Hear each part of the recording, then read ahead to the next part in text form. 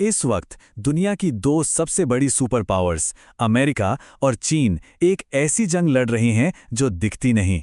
ये कोई हथियारों की जंग नहीं है, ये जंग है उन छोटी छोटी माइक्रोचिप्स की जिनके दम पर आज हमारी पूरी दुनिया चल रही है।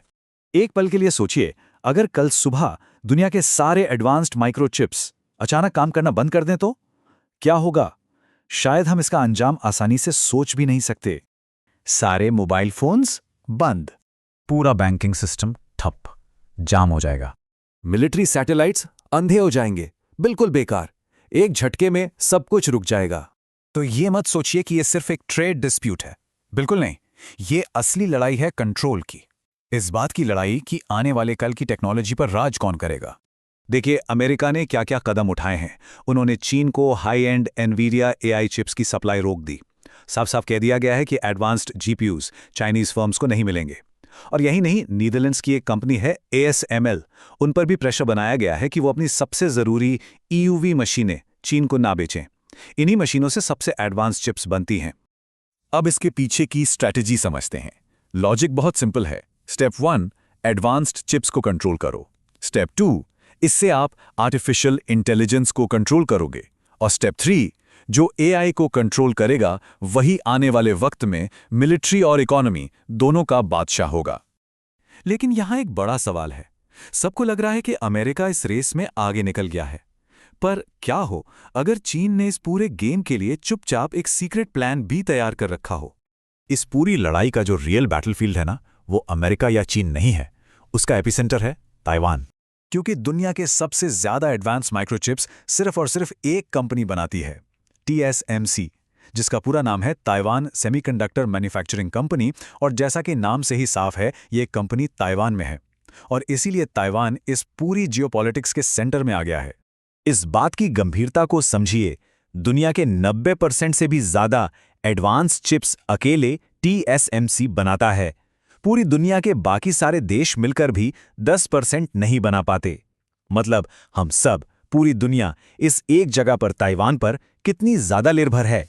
तो सोचिए, अगर कल को ताइवान में कोई भी डिसरप्शन होती है तो क्या होगा? पूरी ग्लोबल इकोनॉमी शॉक में चली जाएगी, मार्केट क्रैश हो सकते हैं, एक ग्लोबल रिसेशन का खतरा मंडराने लगेगा, AI का डेवलपमेंट सालों पीछे चला जाएगा और डिफेंस सिस्टम्स कमजोर पड़ जाएंगे। ये सब कुछ हो सकता है। तो सवाल ये है कि इस लड़ाई का लॉन्ग टर्म रिजल्ट क्या होगा? क्या हम एक ऐसे डिजिटल फ्यूचर की तरफ बढ़ रहे हैं जो 2 टुकड़ों में बन चुका होगा? देखिए, अमेरिका के ये जो रेस्ट्रिक्शंस हैं, ये शायद अभी चीन की स्पीड कम कर रहे हों, लेकिन इनका एक अनइंटेंडेड कॉन्सिक्वेंस भी है। ये हर रेस्ट्रिक्शन चीन को सिर्फ एक ही गोल की तरफ धक्का दे रहा है, कंप्लीट सेल्फ रिलायंस, टेक्नोलॉजी में पूरी तरह से आत्मनिर्भर बनना। और इतिहास हमें यही बताता है कि जब भी किसी देश को आइसोलेट किया जाता है, अलग थलग किया जाता है, तो उसके पास 2 ही रास्ते बचते हैं। या तो वो प्रेशर में टूट जाता है, या फिर वो पहले से भी ज्यादा एग्रेसिव हो जाता है। अब चीन कौन सा रास्ता चुनता है, इसका असर हम सब पर पड़ने वाला है। जरा उस फ्यूचर को इमेजिन कीजिए जहां टेक की दुनिया ही 2 हिस्सों में बंट गई है। एक तरफ अमेरिका लेड इकोसिस्टम और दूसरी तरफ चीन लेड इकोसिस्टम। दोनों के ऐप्स अलग, दोनों के AI मॉडल्स अलग, दोनों के स्टैंडर्ड्स अलग। जिस इंटरनेट को हम आज जानते हैं, वो शायद हमेशा के लिए बदल जाएगा। तो यहां एक बहुत ही बुनियादी सवाल खड़ा होता है, क्या हमारा डिजिटल फ्यूचर अब पॉलिटिकल डिसीजन से तय होगा? तो इस पूरी पिक्चर में अब बात करते हैं भारत की। इस चिप वॉर में भारत कहां स्टैंड करता है? भारत के लिए इसमें एक बहुत बड़ा मौका भी है और उतना ही बड़ा खतरा भी। मौका इसलिए कि जो ग्लोबल कंपनियां चीन पर अपनी डिपेंडेंसी कम करना चाहती हैं, वो भारत को एक ऑल्टरनेटिव के तौर पर देख सकती हैं।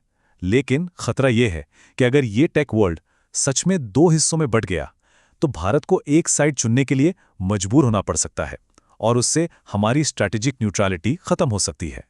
तो इस पूरी चर्चा का सबसे जरूरी पॉइंट ये है कि आज की दुनिया में माइक्रोचिप्स मिसाइलों से ज्यादा ताकतवर हो गए हैं। 21st सेंचुरी का असली पावर सेंटर वही देश बनेगा जो पूरे टेक स्टैक को कंट्रोल करेगा, यानी डिजाइन, मैन्युफैक्चरिंग और AI। इस पूरी चेन पर जिसका कब्जा होगा वही जीतेगा। ये लड़ाई शायद खामोश है, पर इसका अंजाम बहुत बड़ा होने वाला है। देखिए, आज ये लड़ाई सेमीकंडक्टर्स की है, कल क्वांटम कंप्यूटिंग की होगी।